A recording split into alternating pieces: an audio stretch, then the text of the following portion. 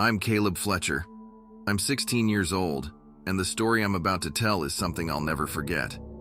This took place around 8 to 9 months ago, on the 24th of August, which was a Saturday.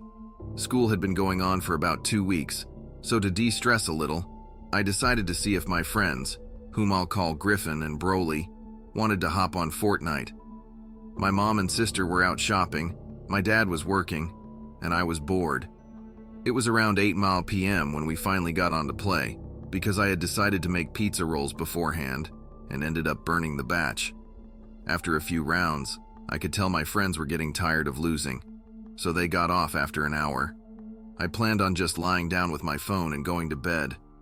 That was until I heard my 2 dogs barking outside.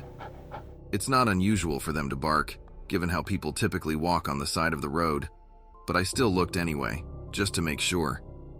I didn't see anybody, but seconds after looking out the window, I heard our garage door open and shut.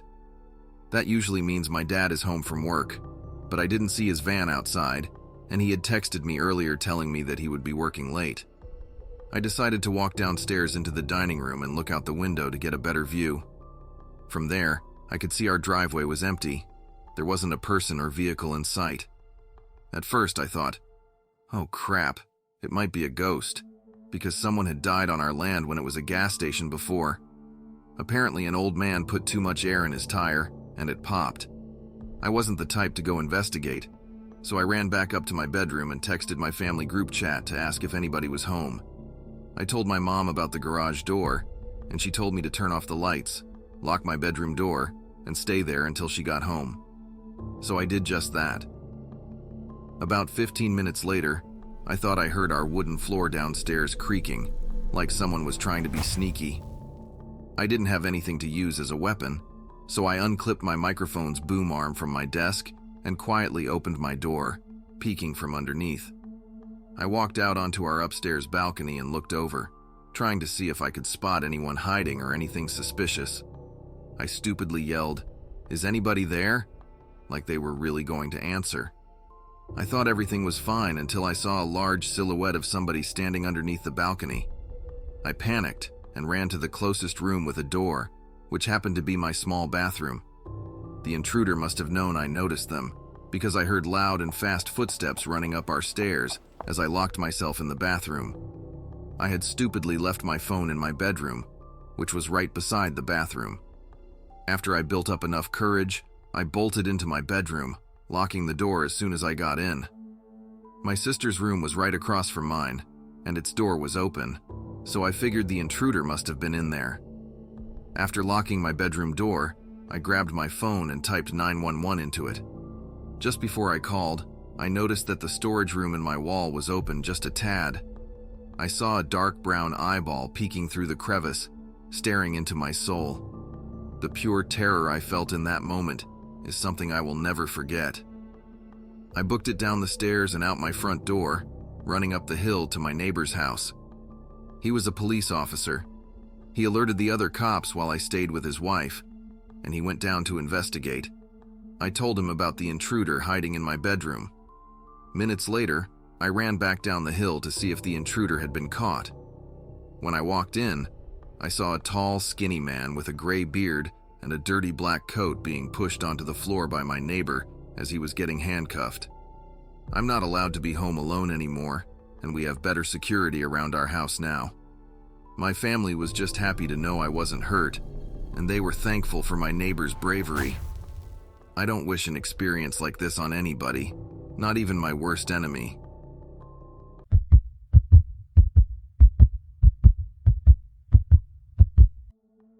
My wife Emily and I had recently moved into a new neighborhood. We were excited about our new start in this peaceful cul-de-sac. We were ready to start a family, and it felt like the perfect place to settle down, surrounded by friendly neighbors and well-kept lawns. The sun shone brightly on our first day, making everything seem perfect. We couldn't wait to make this place our home. From the moment we arrived, our neighbors were incredibly welcoming. It felt like something out of a movie. Families would come by with homemade cookies, cakes, and other treats. We met the elderly couple next door, the young family across the street, and several others who lived on our block. They all seemed genuinely happy to have new, young neighbors.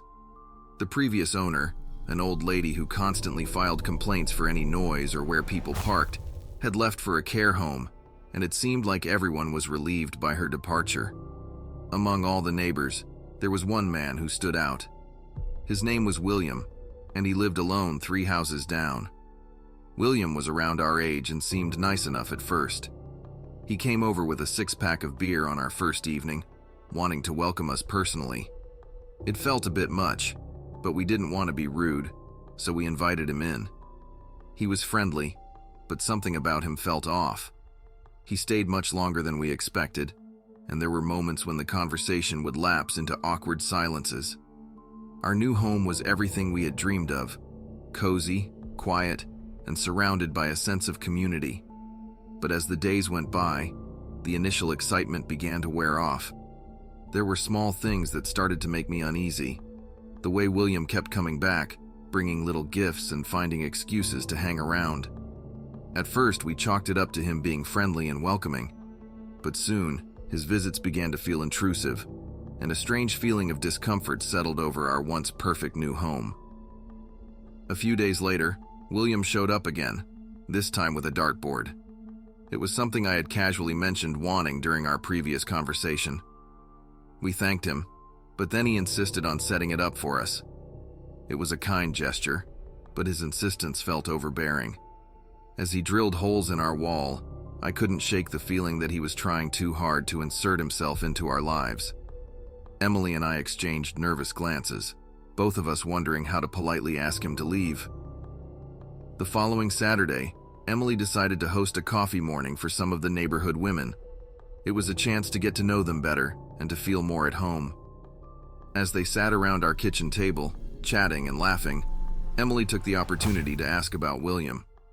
She casually mentioned his frequent visits and his eagerness to help. One of the women, Mrs. Harris, looked serious and leaned in closer. She told Emily that they had all noticed strange habits from William.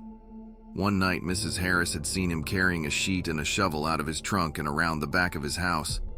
She had been up late with a headache and happened to look out her kitchen window. The police had come to check it out, but they found nothing and said William had no criminal record. Still, Mrs. Harris warned Emily to be careful. That evening, when William rang our doorbell with a bouquet of flowers, it felt like the last straw. His persistent intrusions were no longer just awkward. They were starting to feel threatening. Emily and I decided we needed to create some distance. I told William, as kindly as I could, that we weren't comfortable accepting flowers from him. His friendly demeanor changed instantly. He muttered something under his breath and went back to his house. We were secretly watching him return to his house, and when he got inside, he stood in front of his living room window, glaring at our house for a good 5 minutes. His expression unreadable. It was so creepy we both felt a chill of discomfort and agreed that we would keep our distance going forward. The next evening, after a long day at work, Emily and I came home to find the dartboard missing from the backyard patio. At first, we laughed it off, joking about how we must have lost our good friend, William, by being so rude the night before. But deep down, we both felt a gnawing sense of unease. We tried to brush it off and went about our evening, but the tension in the air was palpable. That night, we were jolted awake by the sound of our own voices. Oh no, William doesn't want to be our friend anymore. What will we do now? Confused and disoriented, we looked around to find the source of the sound. There, on the windowsill, was a small recorder. I grabbed it and threw it out the window in disgust. Just as I slammed the window shut, Emily let out a blood-curdling scream. I spun around to see William standing in the dark corner of our room, his eyes wild and filled with rage. "What are you doing in our house?" I shouted, trying to keep my voice steady. "You think you can treat people however you want?" he hissed, stepping forward. In his hand, I saw the glint of a gun. My heart pounded in my chest as I positioned myself between him and Emily. "William, you need to leave. This is insane," I said, trying to stay calm. But he wasn't listening. "What did I ever do to you, huh?" he spat, raising the gun. I could see Emily out of the corner of my eye, moving slowly towards a lamp on the nightstand. "William, you're right. We shouldn't have said those things. I was just jealous, man. You're a good-looking guy, and you were bringing my wife flowers." I tried to reason with him, my voice shaking, but he wasn't buying it. "I know what you're trying to do," he said, pointing the gun directly at me. Just then, Emily grabbed the lamp and smashed it down on William's arm. The gun went off, the shot deafening in the confined space. Our neighbor's dog started barking, and lights flicked on in the surrounding houses. We tackled William to the ground, struggling to hold him down. He thrashed and yelled, his strength surprising. Emily and I put all our weight on him, but he was strong and desperate. With a burst of energy, he kicked me in the face, and I lost my grip. He threw Emily off and bolted out the front door. By the time the police arrived, William was gone. They searched his house and the neighborhood, but he was nowhere to be found. The terror of that night was far from over, knowing he was still out there, somewhere. The police arrived just minutes after William escaped. Blue and red lights flashed outside our windows, casting eerie shadows throughout our house. Officers swarmed the place, asking questions and searching for clues. Emily and I were shaken, trying to piece together what had just happened. The police searched William's house and the surrounding area, but he was nowhere to be found. It was like he had vanished into thin air. Days passed, and the investigation deepened. The police uncovered disturbing information about William. His real name wasn't William at all. He was linked to multiple murder investigations, a dangerous man who had managed to hide his true identity in our quiet neighborhood. The news hit us like a punch to the gut. We had unknowingly welcomed a monster into our lives. Emily and I couldn't sleep, constantly looking over our shoulders, jumping at every noise. The fear of William returning haunted us. The police assured us they were doing everything they could to find him, but it was little comfort. Our once peaceful home now felt like a prison, and we were its frightened inmates. The days and weeks that followed were pure torture. We lived in constant fear, unable to shake the feeling that William was watching us, waiting for the right moment to strike again. The police suggested we stay somewhere else for a while, so we moved in with friends, hoping the change of scenery would bring some peace. But the fear followed us. Even with police guards, we felt exposed and vulnerable. We knew we couldn't go back to our old life. The memories of that night, the terror we felt, had left a permanent mark. We decided to sell the house and move far away. An apartment building in a bustling city seemed like the safest option, where we could blend into the crowd and feel less exposed. It was a hard decision, but we couldn't live in that house, on that street, knowing what had happened. The experience changed us forever. We became more cautious, more aware of the dangers that lurked behind friendly faces. It was a lesson learned in the most horrific way possible. As we settled into our new apartment, we hoped to find some semblance of normalcy, but the shadow of William and his terrifying invasion would always loom over us, a constant reminder of the nightmare we had narrowly escaped.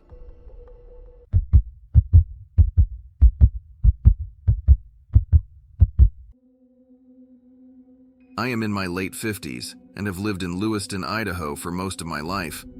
My husband Brian and I had been married for nearly 40 years. We were looking forward to our retirement, planning trips, and spending more time with our grandchildren. Our home, a cozy place in a quiet suburban neighborhood, was our sanctuary.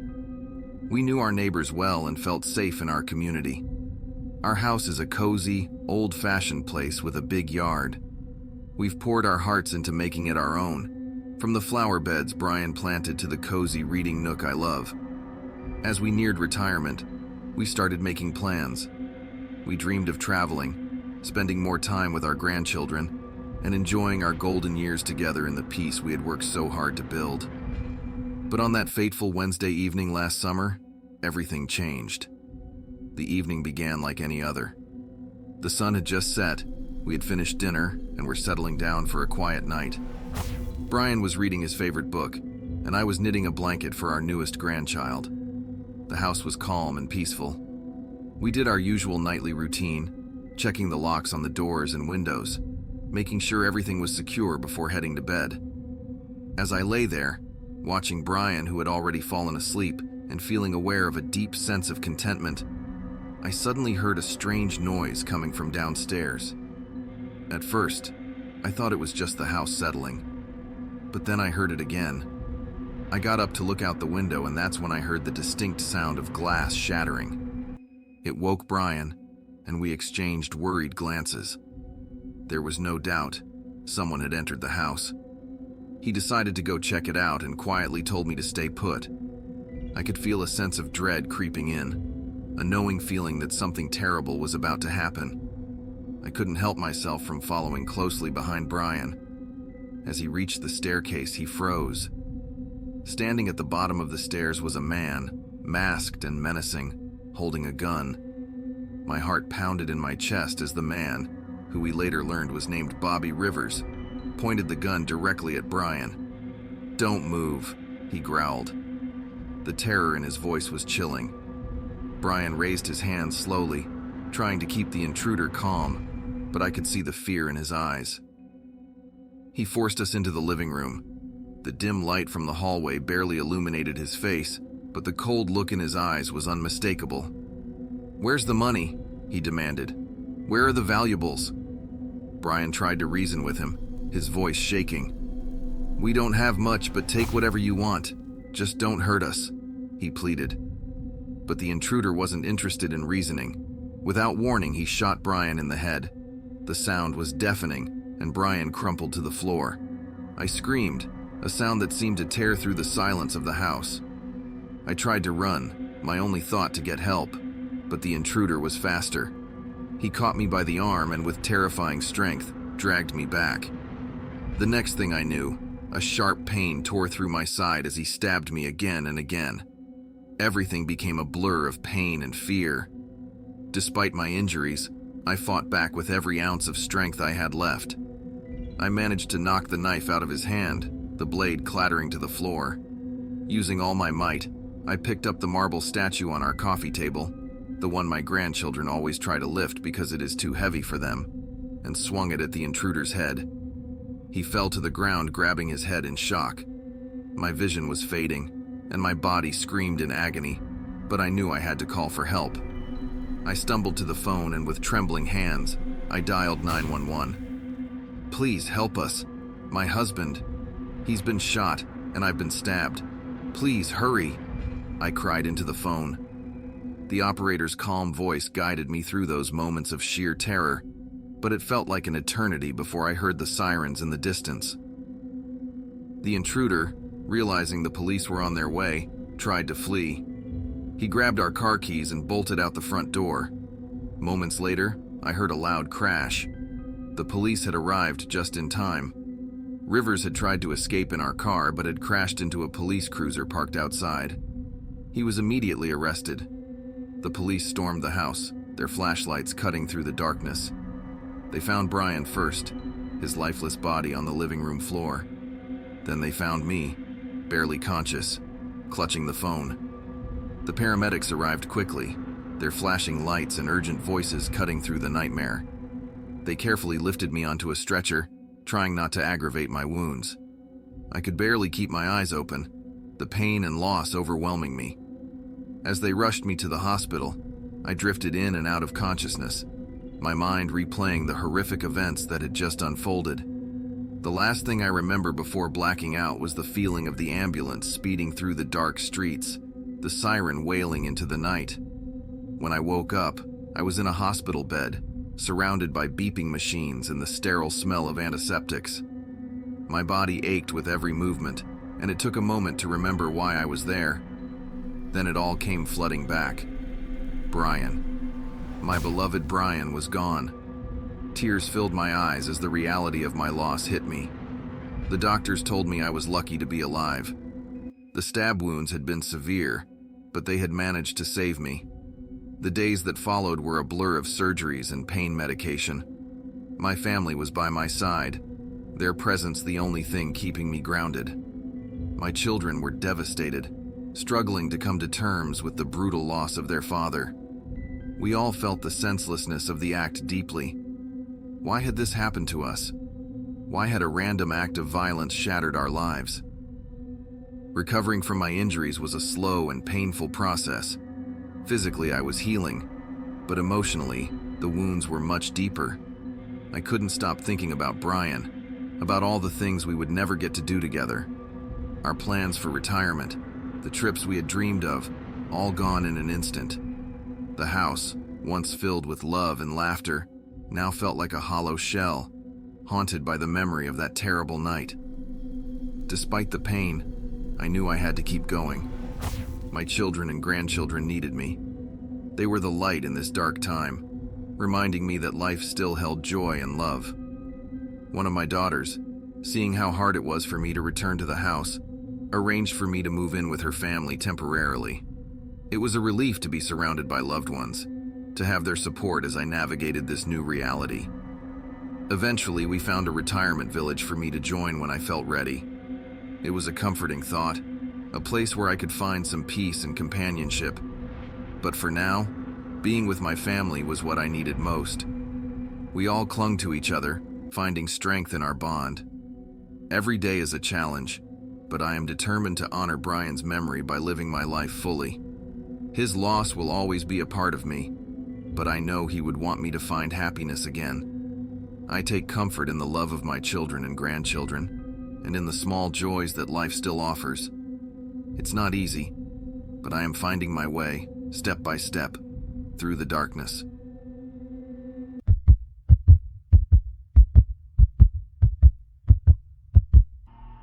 My name is Jake, and I'm 17 years old. I live with my mom, Sarah, in a quiet suburban neighborhood. Our house is a cozy, double-story place with a small yard. It's the kind of neighborhood where everyone knows each other, and nothing bad ever seems to happen. My mom works hard, and she's often tired by the end of the day.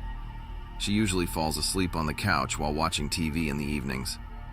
I have a habit of sneaking out at night to hang out with my friends. After I walk our dog, I always leave a ladder propped against the side of the house.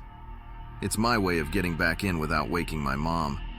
She thinks I'm responsible and safely in bed every night, completely unaware of my little adventures.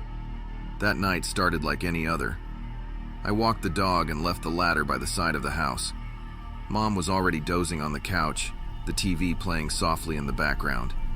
Everything felt normal, but I had no idea that this seemingly peaceful evening was about to turn into a nightmare. I was lying in bed, texting my friends and making plans for the weekend. My mom had fallen asleep on the couch again, just like she did every night. I was just about to doze off when I heard it, a strange noise coming from downstairs. At first I thought it might be the dog, but the sounds were too deliberate, too out of place. I sat up, straining to listen. There it was again, a shuffling sound followed by a creak. Maybe it was just the TV, I told myself, trying to calm down. But then I heard a loud thud, followed by my mom's sudden scream. I felt a flash of terror run through me. Without thinking, I grabbed my phone and climbed out of my bedroom window, quietly descending the ladder. My hands were shaking, and my mind was racing with fear and confusion. What was happening? Who was in the house and what did they want? I reached the ground and crept around to the kitchen window, my breath coming in short, sharp bursts. Peeking through the window, I saw a man attacking my mom. She was struggling, trying to fend him off, but he was too strong. The sight of her being hurt, her face twisted in fear and pain, made me feel completely powerless. I knew I had to do something, and quick. I fumbled with my phone, finally managing to dial 911. My voice was a whisper, barely audible, as I described what was happening. "Please, hurry," I begged the operator, my eyes never leaving the horrific scene inside. I knew I couldn't wait for the police to arrive. I had to get help sooner. I climbed over the fence into our neighbor's yard, desperate for help. Mr. Thompson, my soccer coach, lived next door. I banged on his back door. Thankfully, he was still up, and quickly explained the situation. Together, we ran back to my house, ready to do whatever it took to save my mom. Mr. Thompson and I crouched low as we approached the house. My heart was pounding so hard I thought it might burst out of my chest. I pointed to the living room window, and without a word, Mr. Thompson picked up a rock from the garden. He hurled it through the window with all his might, shattering the glass into 1,000 pieces. The sound was deafening in the still night, like a gunshot echoing through the neighborhood. Inside, the intruder froze, startled by the sudden crash. He stopped attacking my mom and looked around wildly, trying to figure out what was happening. My mom, her face bloodied and bruised, took the chance to scramble away, backing into a corner with a look of sheer terror in her eyes. Mr. Thompson and I stayed hidden, not daring to move. We could hear the faint sound of sirens in the distance, growing louder with each passing second. The intruder's confusion turned to panic as he realized the police were on their way. He looked around one last time before bolting for the back door. As he fled, I wanted to chase after him, to make sure he paid for what he did to my mom. But Mr. Thompson held me back, shaking his head. "Let the police handle it," he whispered. I nodded, my body trembling with a mix of fear and adrenaline. The police arrived just as the intruder disappeared into the night. They stormed the house, guns drawn, ready for anything. I ran to my mom, hugging her tightly, feeling her tears mix with mine. She was hurt, but alive, and that was all that mattered in that moment. The officers quickly secured the area, checking every room to make sure it was safe. They took statements from both of us, their faces serious and determined. I could tell they were doing everything they could to catch the man who had invaded our home. In the days that followed, the reality of what had happened began to sink in. We installed an alarm system, adding extra locks to the doors and windows. My mom started going to counseling to help cope with the trauma. I confessed to her about my sneaking out, promising never to do it again.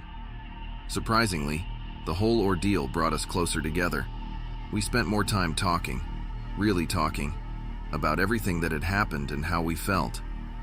My mom forgave me for sneaking out, grateful that my bad habit had ended up saving her life. We found a new bond in the wake of the terror, a strength that came from knowing we had survived together. The memory of that night still haunts us, but we're moving forward, one day at a time. Our home, once a place of safety and peace, had been violated, but we were determined to reclaim it. We leaned on each other, drawing comfort and strength from the love we shared, ready to face whatever the future might bring.